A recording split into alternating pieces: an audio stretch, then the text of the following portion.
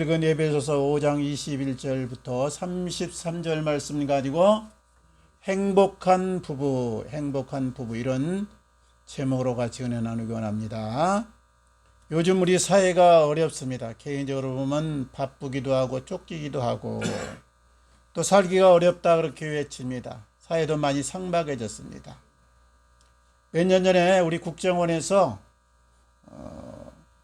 위기지수를 발표했어요. 이거는 이제 우리 사회가 얼마나 위험도가 높은가 이것을 측정한 것인데, 그 최고조를 100으로 잡았을 때 우리나라 위험지수가 67이다. 그러니까 상당히 높은 겁니다. 이게 50이 넘었다는 건 상당히 이게 어려움이 있고 위험스럽다 이런 뜻인데, 그 원인이 이제 있는데, 두 번째는 갈등입니다. 갈등. 그러니까 우리 세대 갈등, 노사 갈등, 여야 갈등, 정치 갈등. 우리 선거 지금 얼마 있으면 치르는데 이것도 갈등 때문에 결국 이렇게 된 거 아닙니까? 첫 번째가 뭐냐? 가정이다. 가정. 결혼을 잘 하지 않습니다. 가정이 형성되지 않는다 이거죠. 또 이혼을 많이 합니다. 부모와 자식 간, 그리고 부부 간에, 그리고 친척 간에 여러 가지 문제들이 많습니다. 우리 가정이 삶의 기본이고 가장 기초인데요. 가정의 육이라는 말입니다.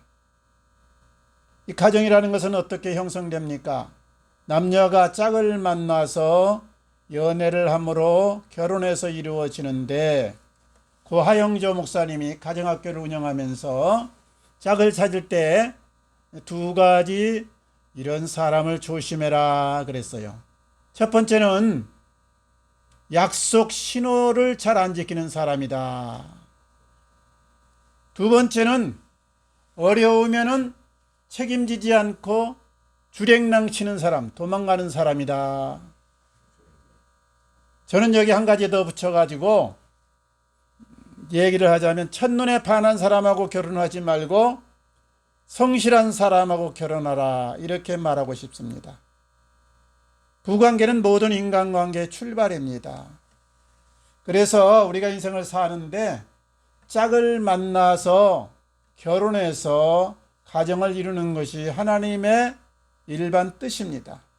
하나님이 천지창조를 하시고 그 다음에 사람 아담을 만드시고 얼마 후에 하와를 만들어서 짝으로 줍니다. 왜 그렇게 하셨느냐? 그 이유가 첫 번째는 홀로 있는 것이 좋지 않아서, 하나님께서 여러 가지를 고려해 보니까 혼자 사는 것이 좋지 않다. 두 번째는 오늘 말씀에도 나오는 것인데, 가정을 통해서 예수 그리스도와 그의 신부된 우리 성도들의 삶의 관계를 이해하라고. 그러니까요, 특별히 사도 바울처럼 복음을 위해서 이렇게 일생을 전부 바쳐야겠다 이런 사람이거나, 나라의 독립을 위해서 애국투사로 나서야겠다, 가정을 돌볼 수 없다 이런 사람 외에는 결혼하는 것이 하나님의 뜻이고 하나님이 기뻐하는 것입니다. 특별히 결혼하지 말아야 될 이유가 없는 한 결혼해야 된다 이 말이에요. 그러면 결혼하면 무슨 유익이 있는가? 모든 세상 만사는 다 양면이 있는데 좋은 면과 어려운 면이 있는 것이죠. 결혼을 안 하게 되면 삶이 편하고 단순합니다. 결혼을 하게 되면 삶이 다양해지면서 복잡해집니다. 그런데 혼자 살면은 결코 얻을 수 없는 것을 결혼해서 우리가 얻을 수가 있습니다. 평생 친구를 얻을 수 있고, 경제적인 동업자, 협력자를 얻게 되고, 집안의 관리사나 요리사를 얻게 되고, 그리고 성적 파트너를 얻게 되고, 인생의 상담자, 멘토를 얻는 것이고, 그리고 몸을 케어해주는 이 관리사를 얻는 것입니다. 제 경우에는 무엇보다도 배우자를 통해서, 아내를 통해서 사랑하는 아들, 딸들을 갖게 되었다는 것입니다. 물론 갈등도 많습니다. 그러나 이 갈등이 결국 나를 성숙한 대로 이끌었습니다. 함께 살면서 쓴맛도 보고 단맛도 보고 고뇌하면서 아내를 통해서 주님의 마음이 제 가슴에 와서 자리 잡고 느껴졌고, 자식들을 통해서 하나님의 그 사랑이 정말로 체감이 되었습니다. 이런 말이 있습니다. 결혼해도 후회하고 결혼하지 않아도 후회한다. 그런데 저는 단연코 외칩니다. 할 수 있거든 필히 결혼하거라. 기회가 닿거든 필히 결혼하거라. 결혼해야 더 넓고 풍성한 삶을 살 수 있고 하나님의 사랑을 더 몸소 우리가 깨달을 수 있기 때문입니다. 중요한 것은 결혼해서 우리가 행복한 부부로 살아가는 것입니다. 우리가 한 가지 결혼과 생각해서 조심할 것이 있는데요. 내가 결혼하면 행복할 거다 하는 이 환상입니다. 물론 우리가 결혼을 할 때는 행복을 생각하고 행복하기 위해서 결혼합니다. 그러나 사실 결혼했다고 해서 행복이 주어지는 것은 아닙니다. 불행한 사람이 결혼했다고 바로 행복이지 않는다는 말이에요. 그럼 결혼이 불행을 주는 거냐? 그것도 아닙니다. 사실 결혼은 행복하고는 별로 관계가 없습니다. 불행하고도 별로 관계가 없습니다. 그러나 우리가 결혼을 했으면 행복한 부부로 사는 것이 참 복된 것인데요. 그러기 위해서는 방치하면 안 되고 내가 할 일을 해야 되는 것입니다. 어떻게 해야 되느냐? 첫 번째가 부모를 떠나야 되는 겁니다. 부모를 떠나라. 오늘 말씀에도 그랬잖아요. 부모를 떠나 아내와 연합하여. 사람이 영원히 부모 밑에서는 살 수 없습니다. 원하든 원하지 않든 결국은 부모는 떠나야 되는 것이고 죽어야 되는 것이기 때문에 언젠가는 헤어져야 되는데 미리 내가 마음에 그런 생각을 가지고 준비를 하라는 말씀입니다. 그러니까 부모를 떠나라는 말은 물리적으로 이사가라는 뜻은 아니고 우리 부모의 영향력을 벗어나라, 독립할 마음을 가지라, 이런 뜻입니다. 야곱이 아버지 이삭에게서 축복 기도를 받고 나서 부모를 떠납니다. 외형적으로는 형에서의 칼날을 피한 것인데요. 먼 밧단암으로 가게 됩니다.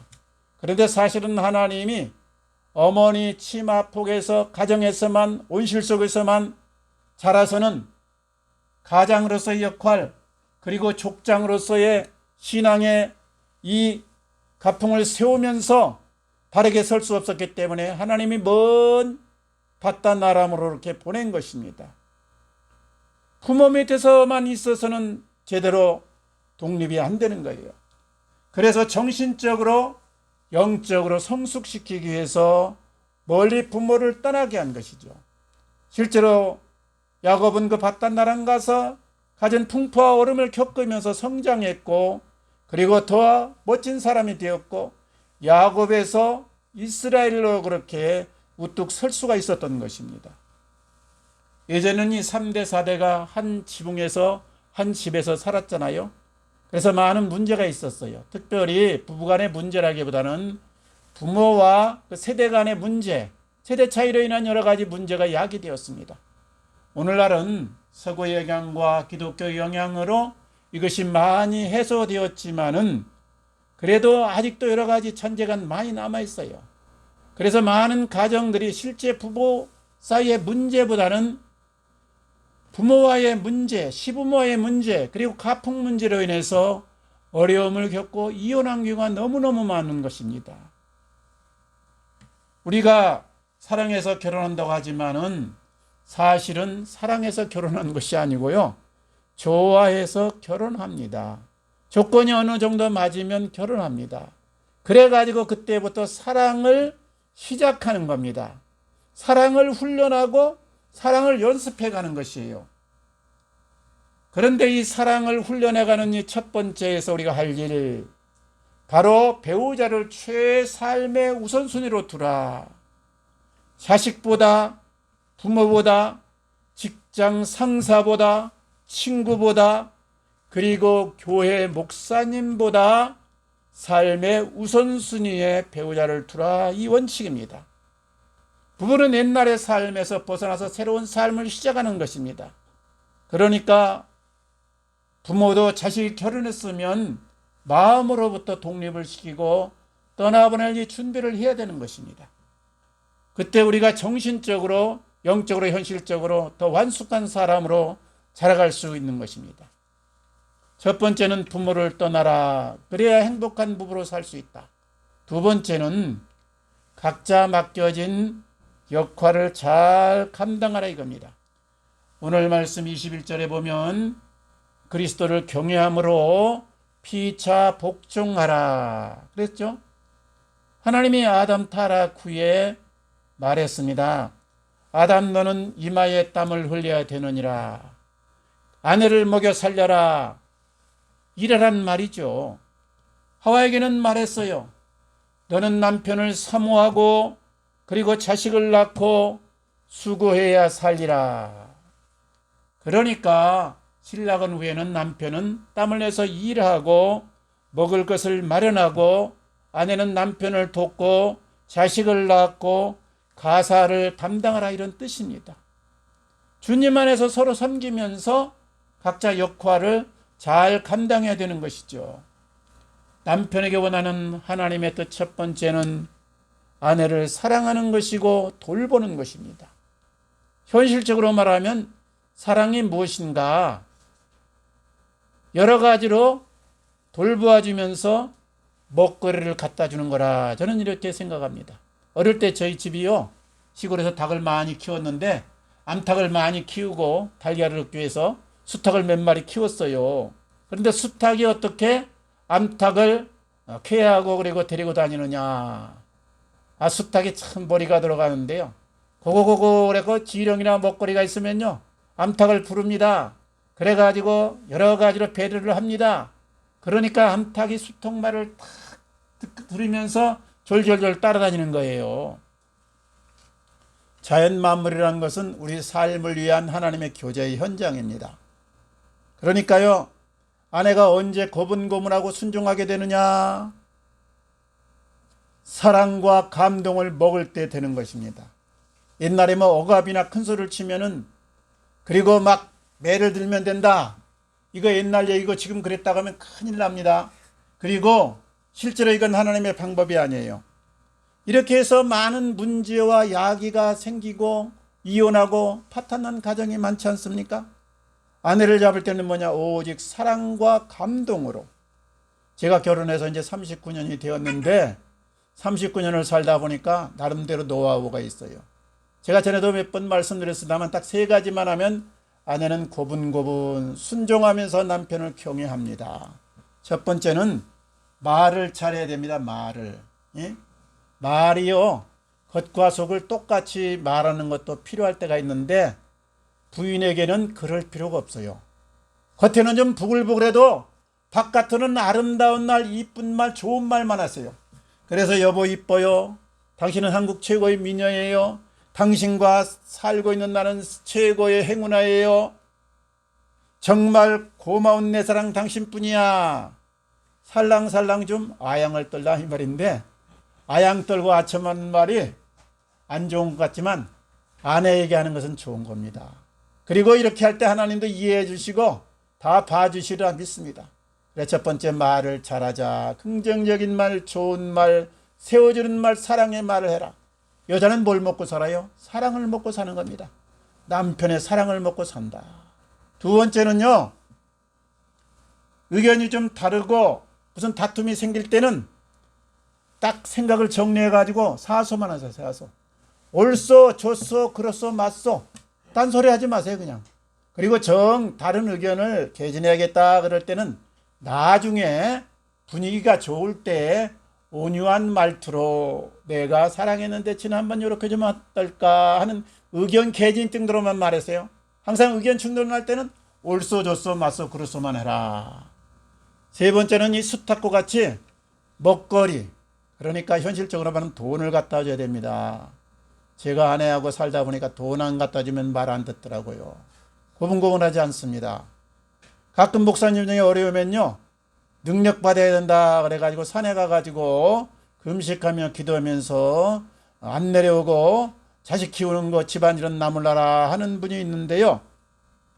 목사님은 물론 기도하고 말씀 연구하고 능력을 받아야 됩니다.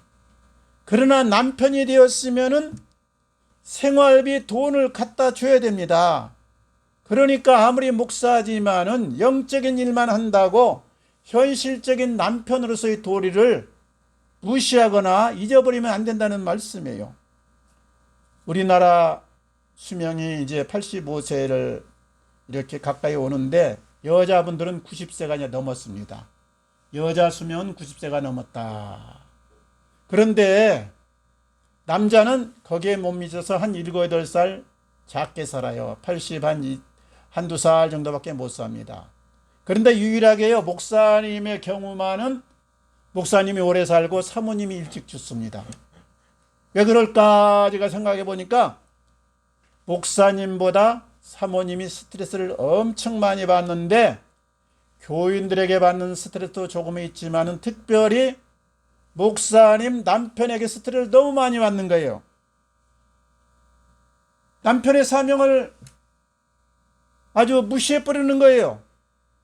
목사로서는 존경이 아닌데 남편으로서는 영은 제로예요. 그래 생활비나 여러 가지 보호를 안 해주는 거예요. 예수님이 일찍이 고르반 그러면서 유대인들을 책망했죠. 무슨 뜻입니까? 고르반, 하나님께 드린 바 되었다 그러면서 사람의 도리를 안 했다고 주님이 야단친 겁니다. 내가 하나님께 드렸다 그러면서 남편으로서의 도리를 안 하면 사모가 스트레스 받는 겁니다. 어려움 당하는 겁니다. 그러니까 아무리 남편이라도 어떤 사람이라도 남편으로서의 도리를 다하라 이 말이에요. 그리고 우리 아내에게 정말 중요한 것은 남편을 경외하고 순종하는 것입니다. 남편을 경외하고 순종하라. 남편이 좀 머리가 안 돌아가고 또 미숙해도 우리가 기다릴 줄 알아야 돼요. 남편을 존중하고 남편 뜻을 받들어 줘야 됩니다. 남편을 높여줘야 됩니다. 남자는 뭐로 사는 겁니까? 자존심으로 사는 것입니다. 기로 사는 게 자존심으로 사는 거예요. 그러니까 좀 밖에서 무시를 당해도 집에 오면 아내로부터 존경받고 그리고 아내가 잘 받들어주고 고분고분하면 물불 안 가리고 열심히 뛰는 겁니다. 그런데 밖에서는 존경받고 괜찮은 사람인데 집에만 들어오면 무시를 당하고 업신여김을 당한다. 그러면 사이가 푹 떨어져 가지고 위축이 돼 가지고 그때부터 아무것도 하고 싶지 않는 겁니다. 그래서 우리가 각자의 그 역할을 잘 감당할 때 행복한 부부로 승리할 수 있다 믿으시기 바랍니다. 첫 번째는 부모를 떠나라. 두 번째는 각자에게 역할 주신 것을 잘 감당하라. 세 번째는요, 서로의 다름을 인정하고 그리고 서로의 자유를 존중하라. 이거예요. 서로의 다름을 인정하고 자유를 존중하라. 부부가 일심동체라 그렇게 말은 하는데 이건 꿈이고 바르는 소원일 뿐입니다. 부부는 이심이체입니다. 죽을 때까지 둘이고 죽을 때까지 두 마음입니다. 이걸 잊지 말아야 돼요. 한 몸 한 마음이 절대 되지 않습니다. 순간은 될지 몰라도 본질적으로는 되지 않습니다.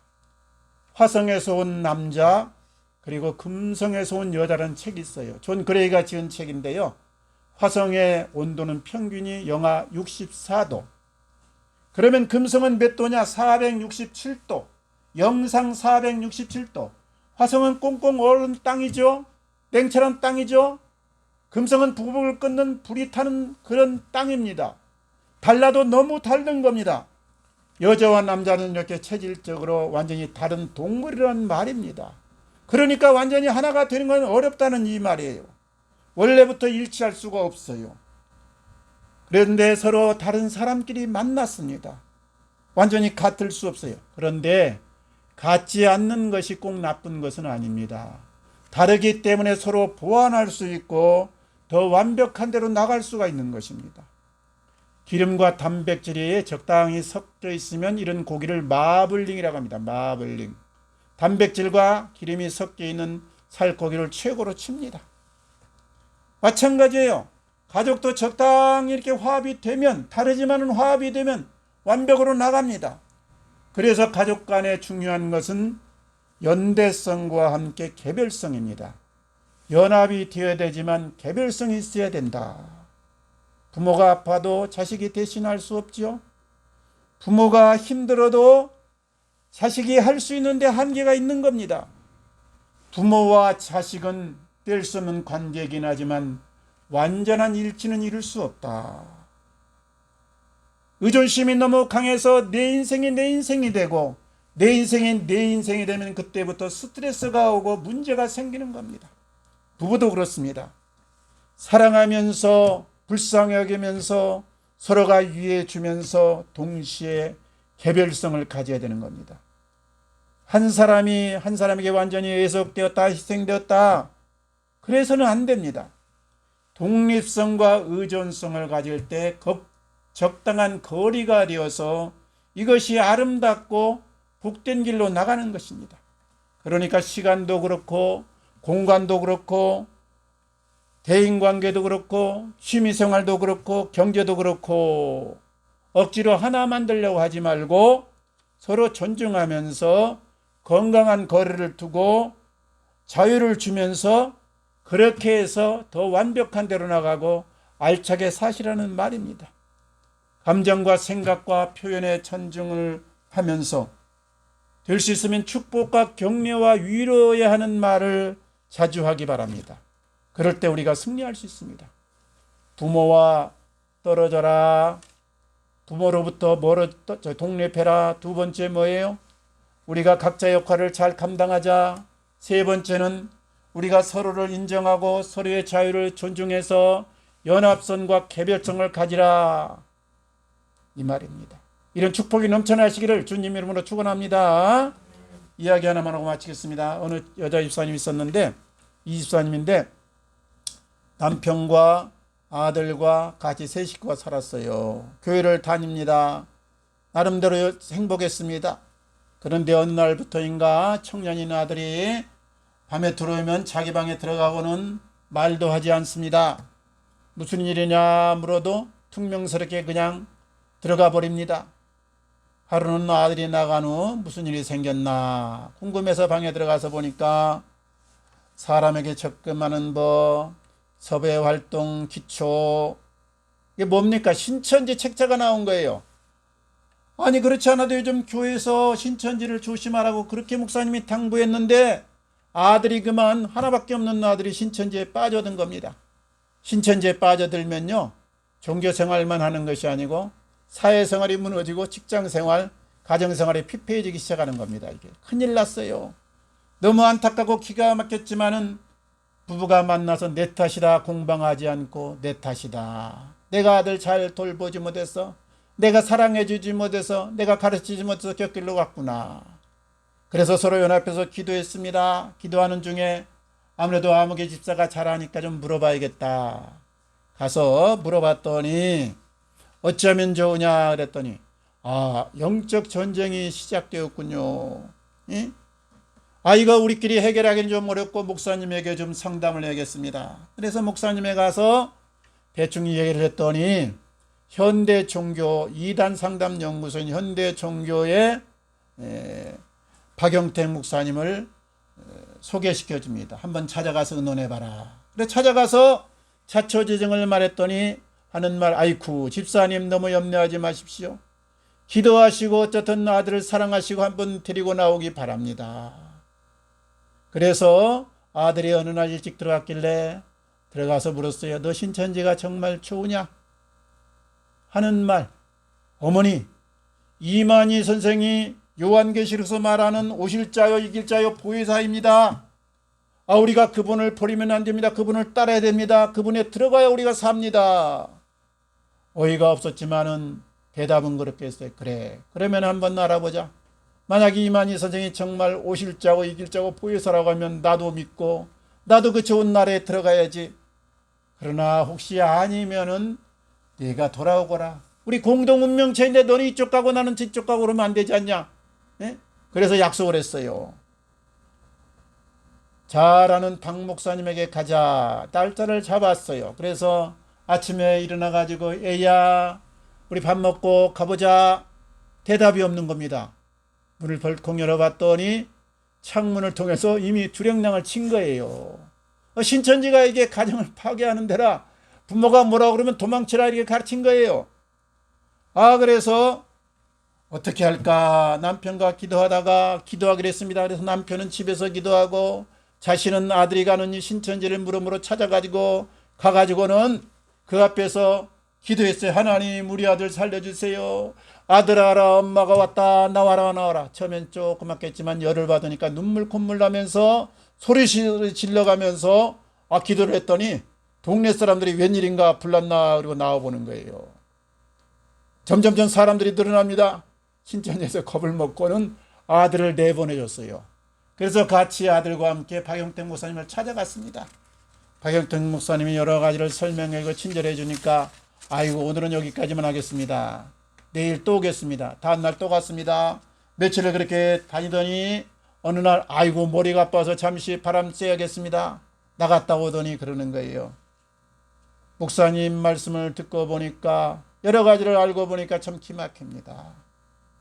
신천지 교인들이 하도 나에게 친절하게 해주고 나를 이뻐해주고 그리고 진리를 가르쳐준다 했길래 내가 듣고 그들을 믿고 따라갔는데 아니군요.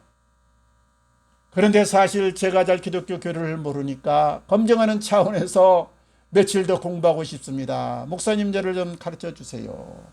그래서 며칠 동안 아침부터 저녁까지 나와서 공부하고 성경을 또 읽고 배우고 그러는데 깨우쳤습니다. 내가 신천지 사람들에게 가스라이팅 당했구나. 신천지 사람들은요, 뭔 사건이 나고는 걸 예언합니다. 그리고 그대로 가서 뒤에 가서 사람을 동원해갖고 조작을 합니다. 예를 들면 자동차를 타고 가다가 당신 오늘 사고 나겠는데 그러면요, 자기 딴 사람을 시켜가지고 자동차를 타고 가는 그 사람 뒤에 가서 박치기를 합니다. 이게 조작을 많이 한다니까. 이러니까 가스라이팅 돼가지고 실제로 저들의 말이 맞는가 보다 세뇌가 되는 거예요. 이게 결국 며칠 공부하고 나서 다시 구원의 확신을 갖고 예수 그리스도를 구원주로 받고 사람은 믿지 않기로 했습니다. 이 청년이 이렇게 고백합니다. 부모님의 사랑과 목사님의 수고가 저를 수렁에서 건졌습니다. 그 위에 CBC 방송에 나가서도 간증하고 여러 사람들을 건져냈습니다. 마귀가 우리 가정을 공격하기를 원합니다. 가정이 무너지면 우리의 모든 삶이 피폐해지고 어려워지기 때문입니다. 가정을 지키는 것은 마귀의 공격을 대비하는 것이고 영적 싸움을 하는 것입니다. 우리 건강한 가정, 행복한 가정, 복된 가정을 만드시기 바랍니다. 우리 결혼을 소중히 여기시고 부모를 떠나고 각자의 것을 감당하고 서로의 다름을 인정하면서 자유를 존중해 주면서 승리하시기 바랍니다. 그래서 우리 부부관계, 가정생활의 승리하심으로 하나님의 축복의 주인공 되시기를 주님 이름으로 축원합니다. 같이 기도하겠습니다. 아버지